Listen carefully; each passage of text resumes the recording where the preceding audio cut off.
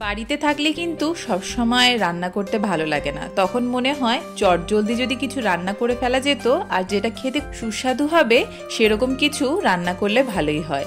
সেরকমই একটা রান্না নিয়ে তোমাদের সামনে চলে আসলাম, যেটা খুবই সিম্পল আর খুবই তাড়াতাড়ি হয়ে যায় এবং খুবই সুস্বাদুও বলা চলে। তো চলো দেখে নাও। আজকে যে রেসিপিটা তোমাদের সাথে শেয়ার করব, আমরা যেরকমভাবে মাংস সমস্ত কিছু মেখে ঝুঁকে একসাথে করে দিই, সেরকমভাবেই ডিম, সয়াবিন, আলু সব একসাথে মেখে ডিমের কষা তোমরা কি করে তৈরি করবে সেটাই তৈরি করে দেখাবো। এটা খুবই তাড়াতাড়ি হয়ে যাবে এবং যারা নতুন নতুন রান্না করছো তারা অবশ্যই এটা ট্রাই করতে পারো, তোমাদেরও রান্না করতেও কিন্তু সুবিধা হবে। তো দেখতে পেলে আমি অনেক কটা প্রায় 5 থেকে 7টার মতো ডিম নিয়ে নিয়েছিলাম আর তার সাথে আলুটাও আমি সিদ্ধ করে নিয়েছি। আর ডিমের মশলার জন্য পেঁয়াজ, রসুন, টমেটো, লঙ্কা কুচি এগুলো সব কিন্তু আমি পেস্ট করে নিয়েছি।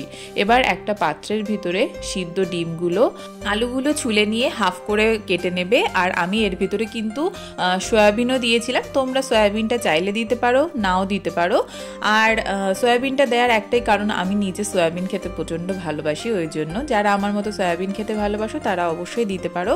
দিয়ে ভালো করে কিন্তু মশলাটা দিয়ে, মানে পেঁয়াজ, আদা, রসুনের পেস্টটা সম্পূর্ণ দিয়ে, নুন, লঙ্কার গুঁড়ো দিয়ে আর তার ভিতরে খানিকটা কাঁচা তেল দিয়ে ভালো করে ম্যারিনেট করে রেখে দেবে মিনিমাম আধ ঘন্টা মতো। তাহলে কিন্তু ভিতরে মশলার যে ফ্লেভারটা আছে সেটা ঢুকে যাবে। আর এদিকে আমি ফ্রাইং প্যানে তেল দিয়ে তার ভিতরে একটা শুকনো লঙ্কা, জিরে ফোড়ন দিয়ে পেঁয়াজটা ভাজতে বসিয়ে দিলাম। পেঁয়াজটা আধা ভাজা হয়ে গেলেই এবার ডিম, আলু আর সয়াবিনের যে আমি মেখে রেখেছিলাম ম্যারিনেট করে, সেইটা কিন্তু আস্তে আস্তে দিয়ে নিতে হবে।